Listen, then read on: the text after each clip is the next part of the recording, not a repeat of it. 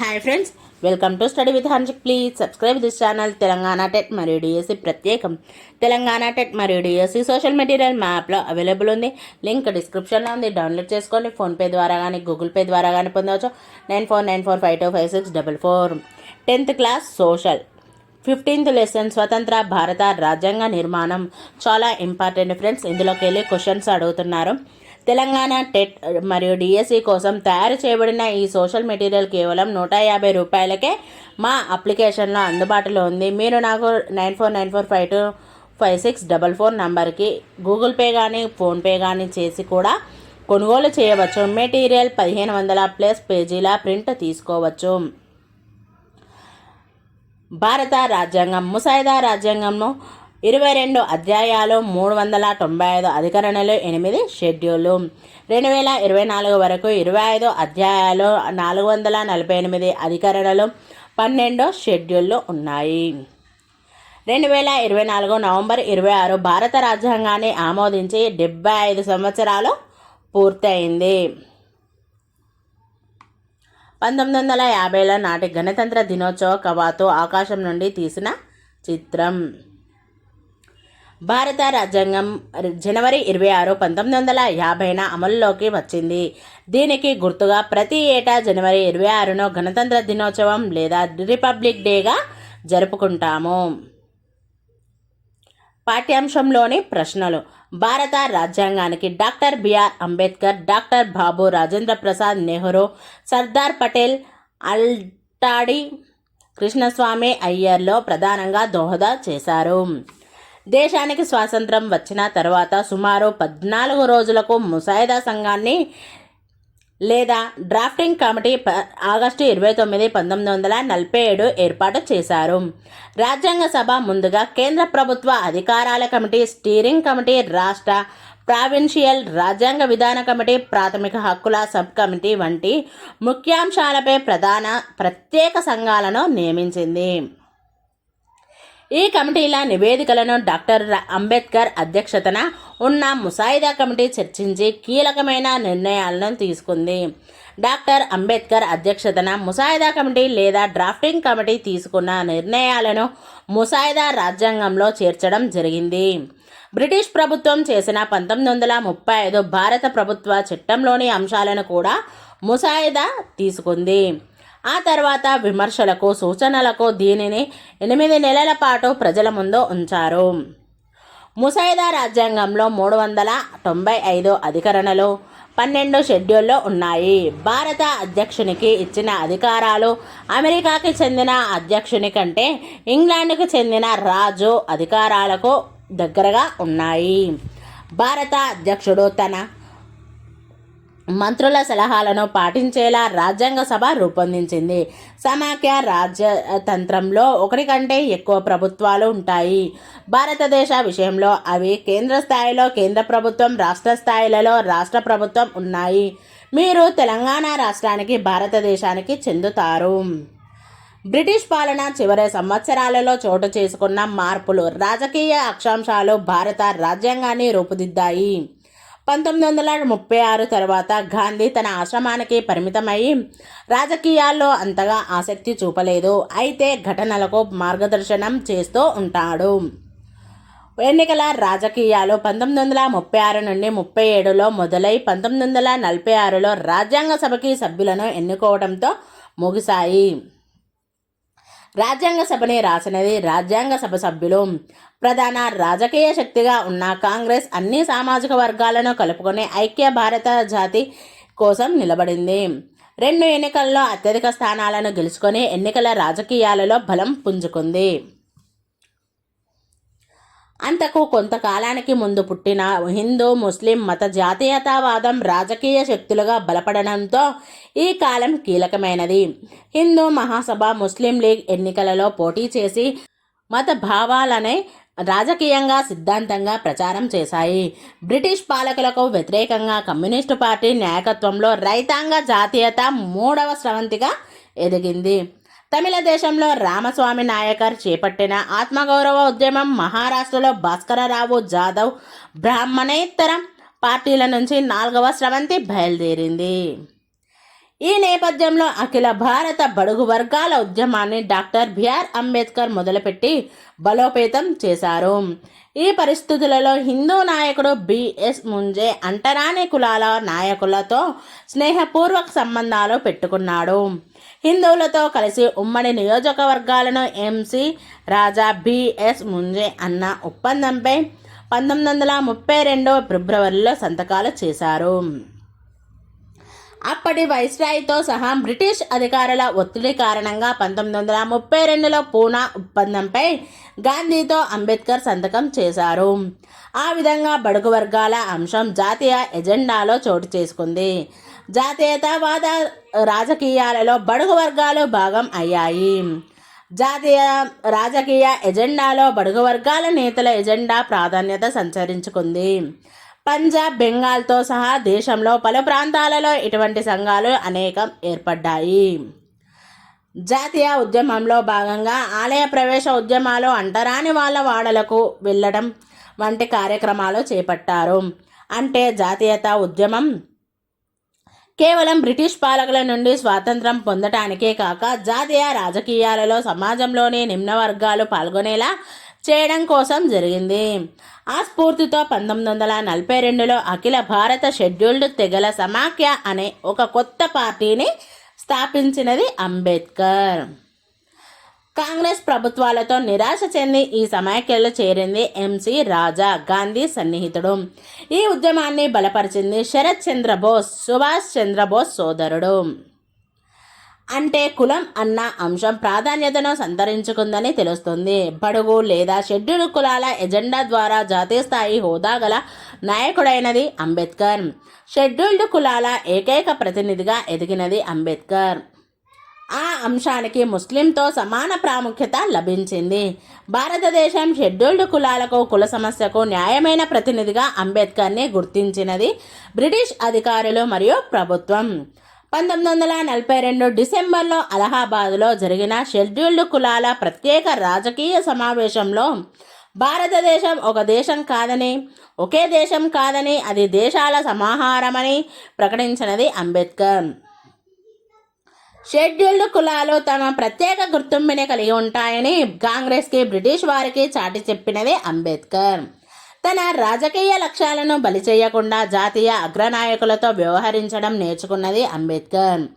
1943లో జరిగిన చర్చలలో అంబేద్కర్ జాతీయ నాయకుడిగా ఎదిగాడని, బడుగు వర్గాల ఏకైక సరైన ప్రతినిధి అంబేద్కర్ ఒక్కడే అని అభిప్రాయపడినది భారతదేశ సెక్రటరీ ఆఫ్ స్టేట్. 1944 నవంబర్లో భారతదేశ భవిష్యత్తు రాజ్యాంగం యొక్క మౌలిక అంశాలను చర్చించడానికి తేజ్ బహదూర్ సప్రు నేతృత్వంలో ఒక పార్టీయేతర సమావేశం జరిగింది. ఇతర పార్టీలతో సమానంగా పరిగణించి ఉప కమిటీకి ఒక ప్రతినిధిని పంపించమని అంబేద్కర్ని అది కోరింది. 1945 మే నాటికి భారతీయుల కోసం, భారతీయుల ద్వారా, భారతీయుల స్వచ్ఛంద ఆమోదం ద్వారా రాజ్యాంగం రూపుదిద్దుకోవాలన్న బలమైన జాతీయ భావనకి వచ్చినది అంబేద్కర్. అదే సమయంలో కాంగ్రెస్ హిందూ అగ్రకులాల పాలన కోసం కాక భారతదేశ స్వాతంత్రానికి షెడ్యూల్డ్ కులాలు నిలబడతాయని ప్రకటించినది అంబేద్కర్. ప్రజలను పాలిత వర్గాలు, పాలక వర్గాలుగా విభజించినది అంబేద్కర్. అంటే ప్రజలను సామాజిక న్యాయశక్తులుగా, ఇతర భారతీయులుగా విభజించాడు. ప్రధాన స్రవంతిలోనే జాతీయతావాద రాజకీయాలతో సంబంధాలు ఏర్పరచుకుంటూనే వివిధ సామాజిక అస్తిత్వ బృందాల బలమైన మద్దతుతో ఏకైక నాయకుడిగా ఎదిగి తన పోరాటాన్ని తీవ్రతరం చేసినది అంబేద్కర్. స్వాతంత్రం తక్షణ సమస్యగా దానిని సాధ్యం చేసే దిశలో జాతి నిమగ్నమైంది. బ్రిటిష్ జాతీయ నాయకులతో కూడా డాక్టర్ అంబేద్కర్ చర్చలు జరుపుతూనే ఉన్నారు. ఈ పరిస్థితుల్లో ముస్లిం లీగ్, హిందూ మహాసభ వంటి రాజకీయ పార్టీలు కూడా అంబేద్కర్తో చర్చలు మొదలుపెట్టాయి. ఈ రాజకీయ మలుపు రాజ్యాంగ నిర్మాణాన్ని ప్రభావితం చేసింది. ఈ నేపథ్యంలో రాజ్యాంగ సభని ఏర్పాటు చేయడానికి బ్రిటిష్ పాలకులు ఒప్పుకున్నారు. పరిమిత ఓటు హక్కుతో పరోక్ష ఎన్నికల ద్వారా రాజ్యాంగ సభని ఎన్నుకునే సమయం వచ్చింది. 1946 జూలైలో అన్ని రాష్ట్రాల నుండి ఎన్నికైన 296 మందితో రాజ్యాంగ సభ ఏర్పడింది. రాష్ట్రాలకు కేటాయించిన 296 స్థానాలలో కాంగ్రెస్ 208 మందిని గెలిచింది. 1945 డిసెంబర్లో రాష్ట్రాలకు జరిగిన ఎన్నికలలో కూడా కాంగ్రెస్ విజయం సాధించింది. ఈ పరిస్థితుల్లో నెహ్రూ మాటలలో జాతికి అర్థంగా ఉంటానని తన సంసిద్ధతని వ్యక్తపరిచింది కాంగ్రెస్. కాంగ్రెస్లో రాజ్యాంగ నిర్మాణంలో ప్రముఖులుగా ఎదిగిన కొందరు దిగ్గజ నాయకులు జవహర్లాల్ నెహ్రూ, సర్దార్ పటేల్, రాజేంద్ర ప్రసాద్, మౌలానా అబ్దుల్ కలాం. న్యాయ అంశాలలో వీరు నిపుణులుగా రాజ్యాంగ సభ ఏర్పడింది. అల్లాడి కుప్పస్వామి అయ్యర్, ఎన్ గోపాలస్వామి అయ్యర్, బిఆర్ అంబేద్కర్. చరిత్రకారుడు, ఆర్థికవేత్తతో పాటు చట్టాలు, ప్రముఖ దేశాల రాజ్యాంగాలపై నిపుణుడు కావడం వల్ల అంబేద్కర్ ప్రధాన భూమిక వహించారు. కాంగ్రెస్ దిగ్గజ నాయకులకు సాటిగా సామాజిక న్యాయ సిద్ధాంతవేత్త, రాజకీయ నాయకుడిగా ఎదిగినది అంబేద్కర్. జాతీయతావాదాన్ని సామాజిక న్యాయంగా మలుపు తిప్పినది అంబేద్కర్. ఆ విధంగా రాజ్యాంగం రాసే సంఘానికి నేతృత్వం వహించడానికి అంబేద్కర్ సరైన వ్యక్తి అయ్యాడు. కాబట్టి సాంఘిక సంస్కరణ, పునరుద్ధరణలపై రాజ్యాంగం దృష్టి సారించాలని వచ్చింది. అందుకనే ఎన్నికల్లో ఓడిపోయినప్పటికీ డాక్టర్ అంబేద్కర్ అవసరం ఉండింది. రాజ్యాంగ సభకి మొదట బెంగాల్ నుండి, తర్వాత బొంబాయి నుండి ప్రాతినిధ్యం వహించినది అంబేద్కర్. ఆ విధంగా ఏర్పడిన రాజ్యాంగ సభ 2 లక్ష్యాలను నిర్ధారించుకుంది. స్వాతంత్రం, స్వేచ్ఛలను సాధించడం, సామాజిక విప్లవం, అన్ని రకాల అణచివేతల నుండి స్వేచ్ఛను సాధించడం. ఆర్థిక విప్లవం ప్రతిపాదించినది ఎస్ రాధాకృష్ణన్. 3వ లక్ష్యంగా ఆదిమ గ్రామీణ ఆర్థిక వ్యవస్థ నుండి శాస్త్రీయ ప్రణాళికాబద్ధ వ్యవసాయం, పరిశ్రమలకు మారే ఆర్థిక విప్లవాన్ని ప్రతిపాదించింది ఎస్ రాధాకృష్ణన్. గ్రామీణ చేతి వృత్తులు, రైతాంగ ఆర్థిక వ్యవస్థ ఆధారిత ఆర్థిక ప్రణాళిక గురించి రాష్ట్ర శాసనసభలో, పార్లమెంటుకి ఎన్నికల గురించి ఆలోచన చేశారు. కానీ ఆధునిక పరిశ్రమల ఆధారిత ఆర్థిక వ్యవస్థపై బ్రిటిష్ తరహా ఆ పార్టీ ఆధారిత పార్లమెంటు ఎన్నికలపై అంగీకారం కుదిరింది. భారతదేశం ఒక రాజ్యాంగం, ఒక జెండాతో ఒక రాజకీయ దేశంగా కావటాన్ని సభ్యులందరూ అంగీకరించారు. మొత్తం మీద సామాజిక న్యాయం ఎజెండాని సభ్యులందరూ అంగీకరించారు. రాజ్యాంగ సభ ఏర్పడిన తర్వాత సామాజిక న్యాయానికి జాతి ఎజెండాను ఏర్పరుస్తూ ఉద్దేశాల తీర్మానాన్ని జవహర్లాల్ ప్రతిపాదించారు. బడుగు వర్గాలను సామాజికంగా, ఆర్థికంగా, రాజకీయంగా విముక్తి చేయడానికి సామాజిక న్యాయం సాధించడం అన్నది ప్రథమ ఉద్దేశమని అంబేద్కర్ పేర్కొన్నాడు. ఉద్దేశాల తీర్మానం మూలాలు జాతీయతావాదానికి కొత్త మలుపు ఇచ్చిన 1940ల ప్రజా ఉద్యమంలో ఉన్నాయి. పరమతం, సహనం, అన్ని మతాలకు సమాన అవకాశాలు అన్నవి రాజ్యాంగ మౌలిక సారాంశం. జాతీయతావాదంలో భాగమైన ఘటనలు, ఉద్యమాలు, సిద్ధాంతాలు రాజ్యాంగంలో చోటు చేసుకున్నాయి. ఉద్దేశాల తీర్మానం రాజ్యాంగ మౌలిక లక్ష్యాన్ని నిర్ధారించడానికి ఆధారం అయినది. ఉద్దేశాల తీర్మానం జాతీయ ఉద్యమంలో చివరి సంవత్సరాలలో చోటు చేసుకున్న అంశాల ఆధారంగా భారతదేశాన్ని ఒక్క జాతిగా చేయటానికి అన్ని అస్తిత్వ బృందాల అవసరాలను తీర్చాలన్న నిర్ణయానికి వచ్చినది నెహ్రూ. భారతదేశ రాజ్యాంగ నిర్మాణం భారతదేశ రాజ్యాంగాన్ని రూపొందించి ఆమోదించినది రాజ్యాంగ సభ. బ్రిటిష్ వలస పాలనకు వ్యతిరేకంగా స్వాతంత్రం కోసం భారతీయ ప్రజల సుదీర్ఘ పోరాట ఫలితం ఇది. భారతదేశానికి స్వాతంత్రం ఇవ్వాలని బ్రిటిష్ ప్రభుత్వం నిర్ణయించడంతో తమను తాము పరిపాలించుకోవడానికి, తమకు దీర్ఘకాల లక్ష్యాలు నిర్దేశించుకోవడానికి భారత ప్రజలకు కొత్త రాజ్యాంగం అవసరమైంది. దీనికోసం 1946లో రాష్ట్రాలకు ఎన్నికలు జరిగిన తర్వాత రాజ్యాంగ సభకు ఎన్నికలు జరిగాయి. రాజ్యాంగ సభ సభ్యులను రాష్ట్ర శాసనసభలు పరోక్షంగా ఎన్నుకున్నాయి. 1946లో క్యాబినెట్ మిషన్ ఏర్పాటైంది. ఇది ప్రతి రాష్ట్రానికి, ప్రతి సంస్థానానికి లేదా కొన్ని సంస్థానాలతో కూడిన బృందాలకి కొన్ని స్థానాలను కేటాయించింది. ఈ ప్రకారం బ్రిటిష్ ప్రత్యక్ష పాలనలోని రాష్ట్రాలు 292 సభ్యులను ఎన్నుకోగా అన్ని సంస్థానాలు కలిసి 93 సభ్యులను ఎన్నుకున్నాయి. ప్రతి రాష్ట్రం నుండి ఎన్నికయ్యే సభ్యులలో ఆ రాష్ట్రాలలో ఆయా వర్గాల జనాభాను బట్టి హిందువులు, ముస్లింలు, సిక్కులు మరియు ఇతరులు ఉండేలా ఈ ఎన్నికలను నిర్వహించారు. రాజ్యాంగ సభలో షెడ్యూల్డ్ కులాలకు చెందిన 26 మంది సభ్యులు ఉండేలా కూడా చూశారు. రాష్ట్రాల శాసనసభలో ఎన్నికలు నిర్వహించగా సంస్థానాల ప్రతినిధులను సంప్రదింపుల ద్వారా ఎంపిక చేశారు. మొత్తం మీద దీంట్లో మహిళలు 9 మంది మాత్రమే. దీంట్లో 69% సీట్లతో అతిపెద్ద పార్టీ కాంగ్రెస్ కాగా తర్వాత స్థానంలో ముస్లిం లీగ్ ఉంది. ముస్లిం లీగ్ ముస్లింలకు కేటాయించిన స్థానాల్లో అధిక శాతాన్ని గెలుచుకుంది. మొదట్లో బ్రిటిష్ ఇండియాకు చెందిన అన్ని ప్రాంతాల సభ్యులు దీంట్లో ఉన్నారు. అయితే 1947 ఆగస్టు 14న పాకిస్తాన్ భారతదేశంగా దేశ విభజన జరగడంతో పాకిస్తాన్కు చెందిన సభ్యులు పాకిస్తాన్ రాజ్యాంగ సభగా ఏర్పడ్డారు. రాజ్యాంగ సభను వయోజనులందరికీ కల్పించిన సార్వత్రిక వయోజన ఓటు హక్కు ద్వారా ఎన్నుకోలేదు. రాజ్యాంగ సభకు ఎన్నికలు పరోక్షంగా జరిగాయి. అంటే భారత సమాజంలోని అన్ని వర్గాలకు ఇది ప్రాతినిధ్యం వహించడం లేదు. అప్పట్లో జనాభాలో 10% ప్రజలకు మాత్రమే రాష్ట్ర శాసనసభలకు ఓటు వేసే హక్కు ఉంది. సంస్థానాల ప్రతినిధులకు కూడా ఎన్నికలు జరగలేదు. సంబంధిత సంస్థానాలతో చర్చల ద్వారా వీళ్లను ఎంపిక చేశారు. స్వాతంత్రం పొందనున్న నేపథ్యంలో తీవ్ర రాజకీయ కార్యకలాపాలు, ప్రజల మధ్య పెరుగుతున్న ఘర్షణల నేపథ్యంలో ఈ నిర్ణయం తీసుకున్నారు. భారతదేశంలో విలీనం కావాలనే సంస్థానాలు ఇంకా నిర్ణయించుకోలేదు. స్వతంత్ర రాజ్యాలుగా కొనసాగుతామనే ఆశ చాలామందికి ఉండేది. అందుకే వాటి ప్రతినిధులను రాజ్యాంగ సభలో చేరమని అడిగారు. మొదట్లో ముస్లిం లీగ్కి చెందిన సభ్యులు సమావేశాలకు హాజరు కాలేదు.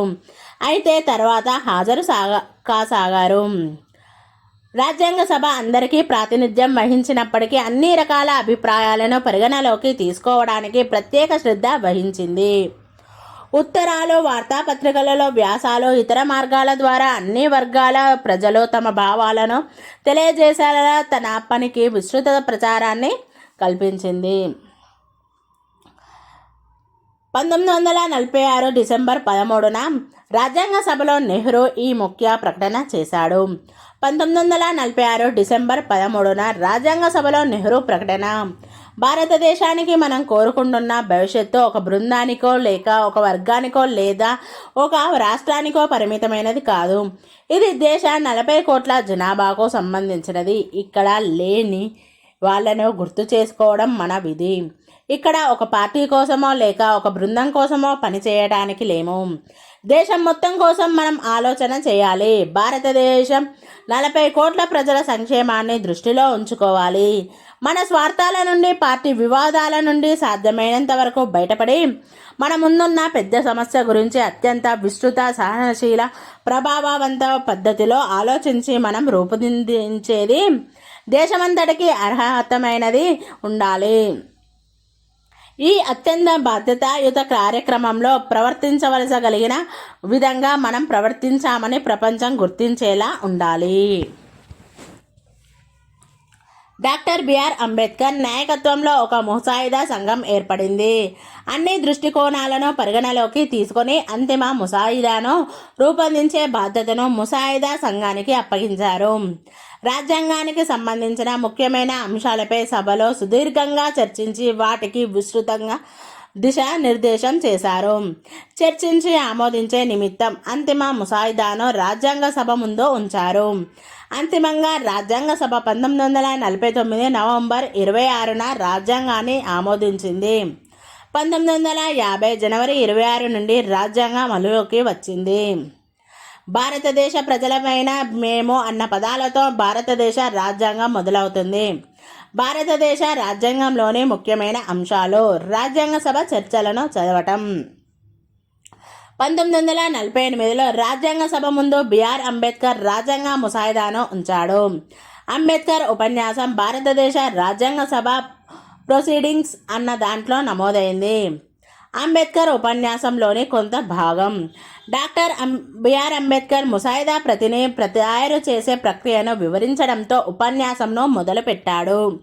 సార్వత్రిక వయోజన ఓటు హక్కుతో రాజ్యాంగ సభ ఎన్నుకోబడలేదు. కాబట్టి సాధారణ ప్రజలు సభ్యులలో అత్యధిక శాతం ఇందులో పాల్గొనేలా చర్యలను తీసుకున్నారు. 1948 నవంబర్ 4 గురువారం ముసాయిదా రాజ్యాంగం.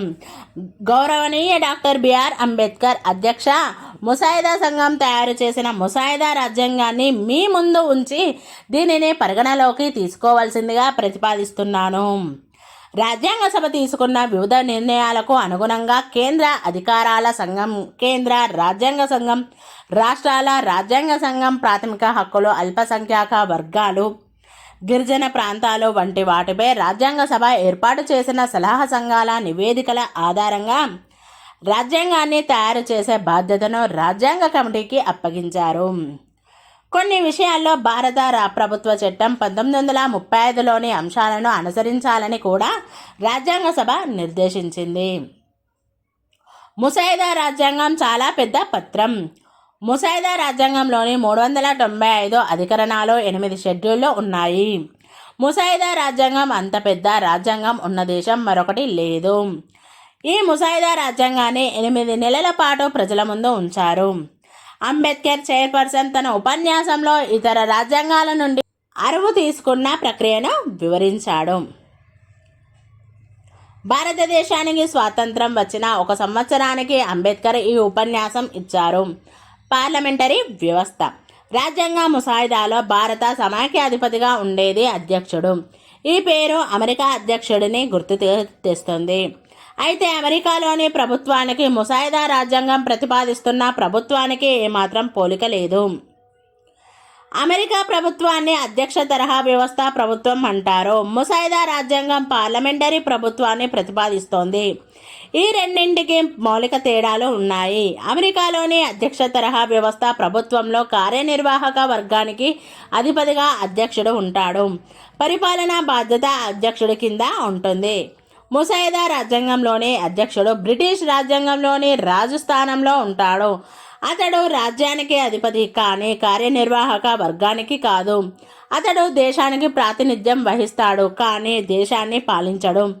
అతడు దేశానికి ప్రతీక. పరిపాలనలో అతడి స్థానం అలంకారప్రాయం. అతడి ముద్ర ద్వారా దేశ నిర్ణయాలను తెలియజేస్తారు. అమెరికా రాజ్యాంగం ప్రకారం అధ్యక్షుని కింద వివిధ శాఖలకు బాధ్యత వహిస్తూ సెక్రటరీలు ఉంటారు. అదేవిధంగా భారత సమాఖ్య అధ్యక్షుని కింద పరిపాలనలో వివిధ శాఖలకు బాధ్యత వహిస్తూ మంత్రులు ఉంటారు. ఇక్కడ కూడా ఈ రెండింటికి మధ్య మౌలికమైన తేడా ఉంది. తన సెక్రటరీలో ఇచ్చే సలహాకు అమెరికా అధ్యక్షుడు కట్టుబడి ఉండాలని లేదు. కానీ భారత సమాఖ్య అధ్యక్షుడు సాధారణంగా తన మంత్రుల సలహాకు కట్టుబడి ఉంటాడు. వాళ్ళ సలహాలకు విరుద్ధంగా ఏమీ చేయలేడు. వాళ్ళ సలహా లేకుండా కూడా ఏమీ చేయలేడు. అమెరికా అధ్యక్షుడు ఏ సెక్రటరీనైనా ఎప్పుడైనా తొలగించవచ్చు. పార్లమెంటులో మెజారిటీ మద్దతు ఉన్నంత వరకు భారత సమాఖ్య అధ్యక్షుడికి మంత్రులను తొలగించే అధికారం లేదు. సమాఖ్య వ్యవస్థ చరిత్రలో ముఖ్యంగా 2 రకాల రాజ్యాంగ రూపాలు ఉన్నాయి.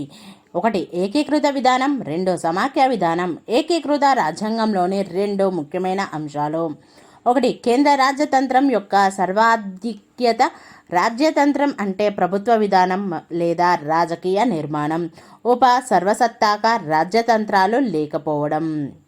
ఏకీకృత విధాన రాజ్యాంగంకు విరుద్ధంగా సమాఖ్య విధాన రాజ్యాంగంలో ఉండేవి: 1 కేంద్ర రాజ్యతంత్రంతో పాటు ఉపరాజ్యతంత్రాలు ఉండటం.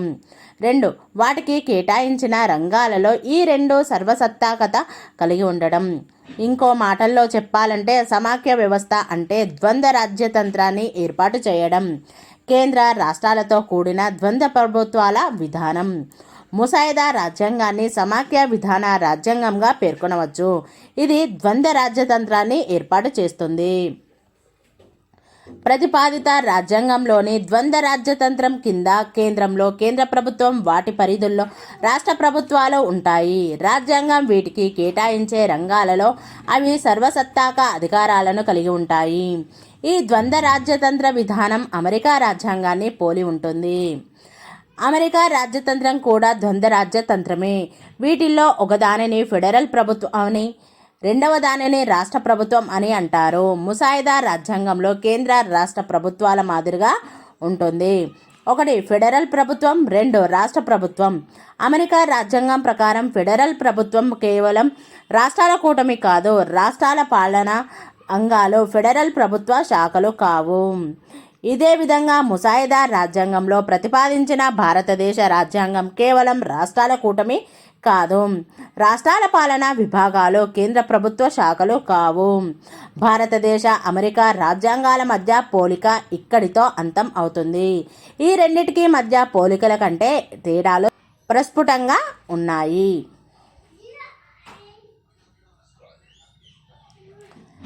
ప్రతిపాదిత భారత రాజ్యాంగం ఒకే పౌరసత్వంతో ఉండే ద్వంద్వ రాజ్యతంత్రం. మొత్తం భారతదేశానికి ఒకే పౌరసత్వం ఉంటుంది, రాష్ట్రాల పౌరసత్వం ఉండదు. ప్రతి భారతీయుడు ఏ రాష్ట్రంలో ఉన్నా ఒకే రకమైన పౌరసత్వ హక్కులు కలిగి ఉంటాడు. భారత సమాఖ్య వ్యవస్థలో ఉన్న మరొక ప్రత్యేక అంశం ఇతర సమాఖ్య వ్యవస్థలకు భిన్నంగా నిలుపుతుంది. అధికార పంపిణీతో ప్రత్యేక శాసన, కార్యనిర్వాహక, న్యాయాధికారాలతో ఉండే ద్వంద్వ రాజ్యతంత్రాలతో కూడిన సమాఖ్య వ్యవస్థలో భిన్న చట్టాలు, పరిపాలన, న్యాయరక్షణ ఏర్పడటం అనివార్యమవుతుంది. స్థానిక పరిస్థితులకు అనుగుణంగా ప్రభుత్వ అధికారాలను మార్చుకునే ప్రయత్నంగా ఈ వైవిధ్యతను చెప్పుకోవచ్చు. అయితే ఒక స్థాయిని దాటి ఈ వైవిధ్యత ఉంటే అది గందరగోళాన్ని సృష్టిస్తుంది. ఇలా అనేక సమాఖ్య దేశాలలో ఇది గందరగోళాన్ని సృష్టించింది. ఉదాహరణకు సమాఖ్యలో 20 రాష్ట్రాలకు 20 చట్టాలు ఉంటే ఇలాంటి వ్యవహారం రాష్ట్రాలను బలహీనపరచడమే కాకుండా ఒక రాష్ట్రం నుండి మరొక రాష్ట్రానికి వెళ్ళే పౌరులను సహించదు. ఆ పౌరులు ఒక రాష్ట్రంలో చట్టబద్ధమైనది మరొక రాష్ట్రంలో కాదని తెలుసుకుంటారు. భారతదేశం సమాఖ్య వ్యవస్థగా ఉండి అదే సమయంలో భారతదేశ ఐక్యతను కాపాడడానికి అవసరమైన అన్ని మౌలిక అంశాలలో సారూప్యతను కలిగి ఉండేలా విధానాలను, పద్ధతులను రూపొందించడానికి ముసాయిదా రాజ్యాంగం ప్రయత్నించింది. ఇందుకు ముసాయిదా రాజ్యాంగం అవలంబించిన 3 విధానాలు: ఒకే న్యాయ వ్యవస్థ, పౌర నేర అంశాలలోని మౌలిక చట్టాలలో సారూప్యత, ముఖ్యమైన పదవులలో నియమించడానికి దేశమంతటికి అఖిల భారత సర్వీస్. సమాఖ్య వ్యవస్థలోని ద్వంద్వ రాజ్యతంత్రంతో ద్వంద్వ న్యాయ వ్యవస్థ, ద్వంద్వ న్యాయ సూత్రాలు, ద్వంద్వ సివిల్ సర్వీసులు పరిణామంగా ఉంటాయి. అమెరికాలో సమాఖ్య న్యాయ వ్యవస్థ, రాష్ట్ర న్యాయ వ్యవస్థ 2 వేరు, వేటికవి స్వతంత్రం. భారత సమాఖ్యలో ద్వంద్వ రాజతంత్రాలు ఉన్న ద్వంద్వ న్యాయస్థాన వ్యవస్థలో లేవు. హైకోర్టు, సుప్రీంకోర్టు ఒకే సమగ్ర న్యాయ వ్యవస్థలో భాగం. అమెరికాలో కేంద్రం ప్రభుత్వ న్యాయ వ్యవస్థ, రాష్ట్ర న్యాయ వ్యవస్థ వేరువేరు. భారతదేశంలో కేంద్ర, రాష్ట్రాల వ్యవస్థలు సమగ్ర న్యాయ వ్యవస్థలో భాగం. రాజ్యాంగ చట్టం, పౌర చట్టం, నేర చట్టాల కింద అన్ని విషయాలలో వీటి పరిధి ఉండి న్యాయం చేకూర్చవచ్చు. న్యాయం చేకూర్చే విధానంలో వైవిధ్యత లేకుండా చేయడానికి ఇలా చేశారు. దీనికి చాలా వరకు సమీప పోలిక కలిగి ఉన్న ఒకే దేశం కెనడా. ఆస్ట్రేలియా విధానం ఇది ఒకటే అనిపించినా ఒకటి కావు.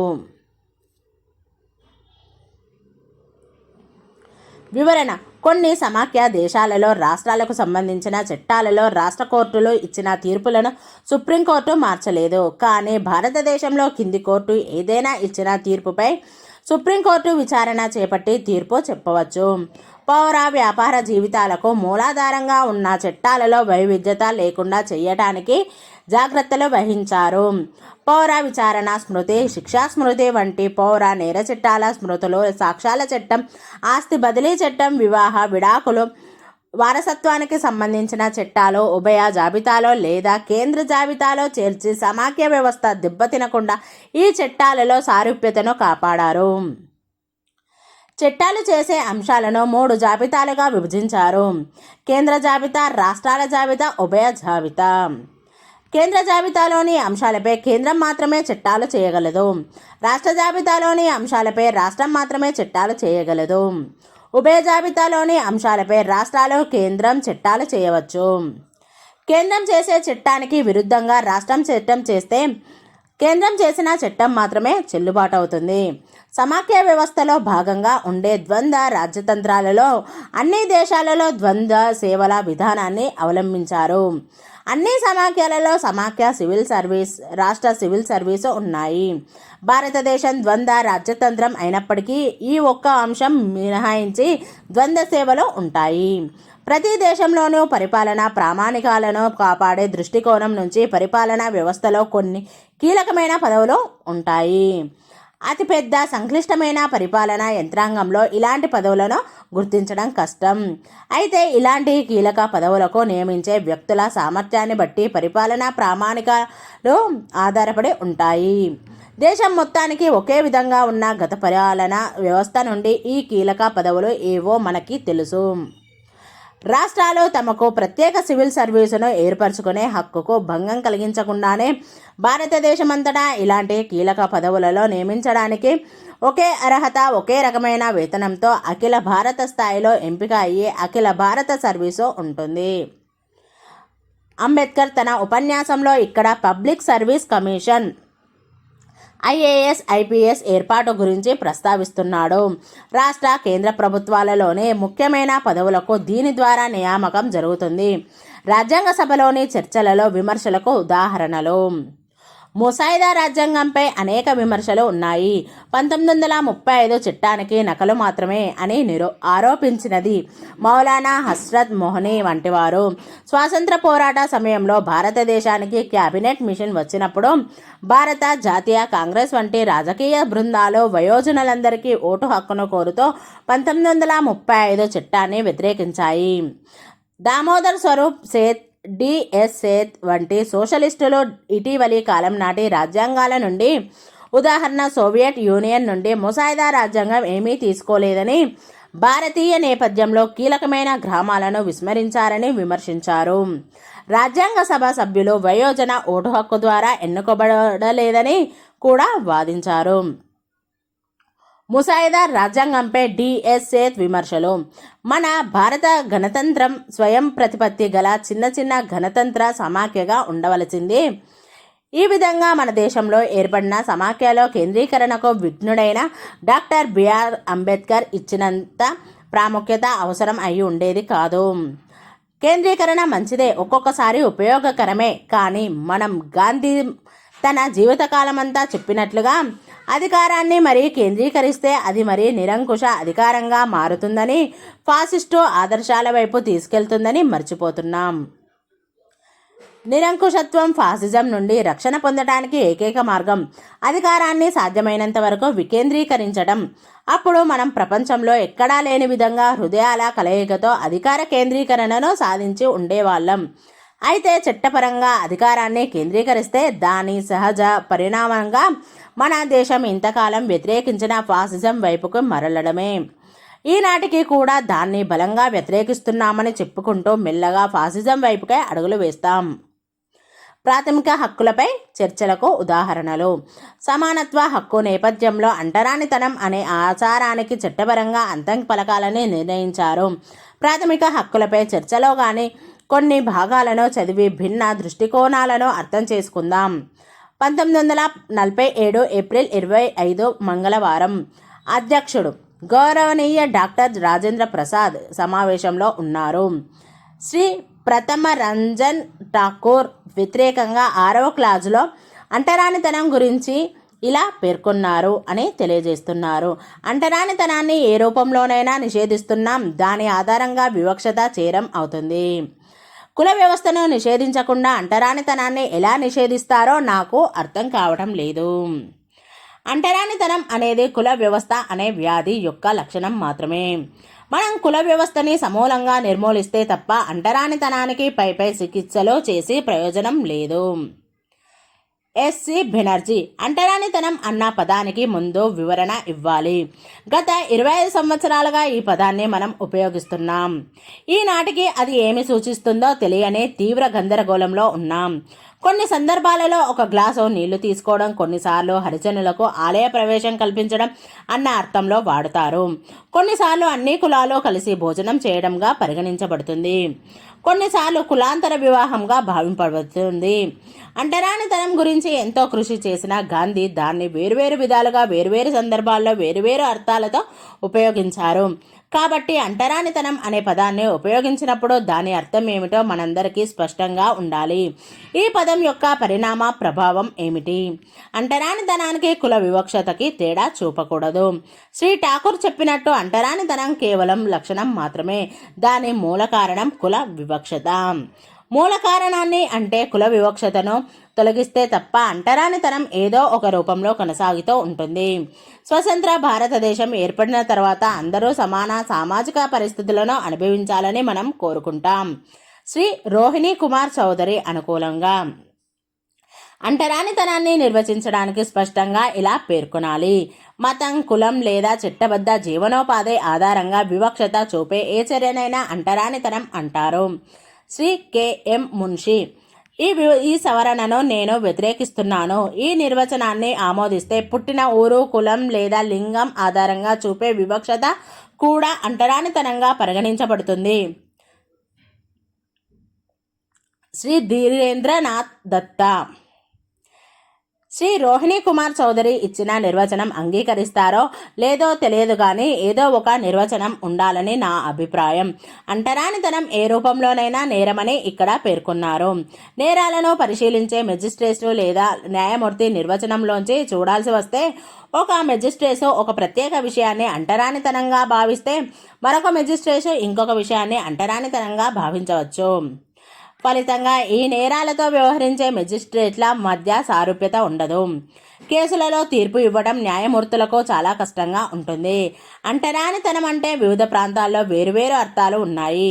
బెంగాల్లో అంటరానితనం అంటే ఒక అర్థం ఉండగా మిగిలిన రాష్ట్రాలలో పూర్తిగా భిన్నమైన అర్థం ఉంటుంది. న్యాయస్థానాలు సరైన శిక్ష విధించేలా అంటరానితనం అనే పదాన్ని కేంద్ర శాసనసభ నిర్వహిస్తుందని ఆశిస్తున్నాను. అంతిమంగా రాజ్యాంగంలో అంటరానితనానికి నిర్వచనం ఇవ్వకూడదని, భవిష్యత్తులో అవసరమైన చట్టాలను చేసే బాధ్యతను శాసనసభకు వదిలివేయాలని నిర్ణయించారు. రాజ్యాంగం, సామాజిక నిర్మాణం. భారత రాజ్యాంగ నిర్మాతలు భారతీయ సమాజం అసమానతలో, అన్యాయం, లేమి వంటి సమస్యలను ఎదుర్కొంటుందని, ఆర్థిక దోపిడీ పాల్పడిన వలస పాలకుల విధానాలకు బలి అయ్యిందని గుర్తించారు. కాబట్టి అభివృద్ధితో పాటు సామాజిక మార్పుకి కూడా దోహదం చేయాలని గుర్తించారు. గత రాజకీయ సామాజిక నిర్మాణాన్ని తిరస్కరించి ముందుకు కదులుతూ తనకు తాను కొత్త వస్త్రాలను రూపొందించుకుంటున్న దేశానికి రాజ్యాంగ సభ ప్రాతినిధ్యం వహిస్తున్నట్లుగా నెహ్రూ పేర్కొన్నాడు. కాబట్టి సామాజిక మార్పునకు దోహదం చేసే అనేక అంశాలు రాజ్యాంగంలో ఉన్నాయి. అంటరానితనాన్ని నిషేధించడానికి మంచి ఉదాహరణ రాజ్యాంగంలో షెడ్యూల్డ్ కులాలు, షెడ్యూల్డ్ తెగలకు రిజర్వేషన్లు కల్పించడం. ఈ వర్గాలు తరతరాలుగా ఎదుర్కొంటున్న అన్యాయాలను అధిగమించడానికి, వారి యొక్క ఓటు హక్కుకు సరైన అర్థాన్ని ఇవ్వడానికి కేవలం సమానత్వ హక్కు ఇస్తే సరిపోదని రాజ్యాంగ నిర్మాతలు విశ్వసించారు. వాళ్ళ ప్రయోజనాలను ప్రోత్సహించేందుకు ప్రత్యేక రాజ్యాంగ చర్యలు అవసరం. అందుకనే షెడ్యూల్డ్ కులాల, షెడ్యూల్డ్ తెగల ప్రయోజనాలను కాపాడడానికి శాసనసభ స్థానాల రిజర్వేషన్ వంటి అనేక ప్రత్యేక అంశాలను రాజ్యాంగ నిర్మాతలు కల్పించారు. ఈ వర్గాలకు ప్రభుత్వ రంగ ఉద్యోగాలలో రిజర్వేషన్లకు కూడా రాజ్యాంగ అవకాశం కల్పించింది. రాజ్యాంగంలో ప్రభుత్వ విధానాలను, ఆదేశక సూత్రాలు ఉన్నాయి. ఇవి ప్రభుత్వం ముందు ప్రధాన సామాజిక వ్యవస్థలను ఉంచాయి. సామాజిక నిర్మాణ సాధనలో ఒక ముఖ్యమైన అంశం అల్పసంఖ్యాక వర్గాల హక్కులు.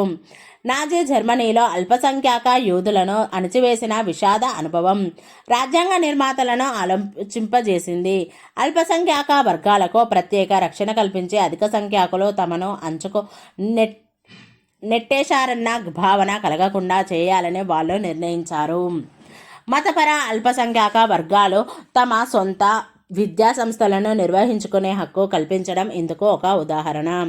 ఇటువంటి సంస్థలకు ప్రభుత్వం నిధులు కూడా కేటాయించవచ్చు. ప్రస్తుత రాజ్యాంగం చట్టాలను అప్పుడప్పుడు సవరించాల్సిన అవసరం ఏర్పడుతుందని రాజ్యాంగ నిర్మాతలు గుర్తించారు.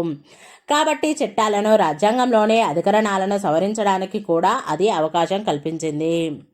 భారత రాజ్యాంగంలోని 20వ భాగం 368వ అధికరణలో భారత రాజ్యాంగాన్ని సవరించే విధానాన్ని వివరించారు. శాసనసభలలో సగం కంటే ఎక్కువ మంది ఆమోదంతో తరచూ చట్టాలు చేయవచ్చు. అయితే రాజ్యాంగంలోని అధికరణాల సవరణను పార్లమెంటు మాత్రమే చేపట్టాలి. అంతేకాకుండా రాజ్యసభ, లోక్సభల రెండింటిలో 2/3 సభ్యుల ఆమోదం అవసరం. కొన్ని అధికరణాలను రాష్ట్ర శాసనసభలో అంగీకరించిన తర్వాత మాత్రమే సవరించవచ్చు. ఇతర చట్టాలలాగే కొత్త సవరణలను దేశ అధ్యక్షుడు కూడా ఆమోదించాల్సి ఉంది.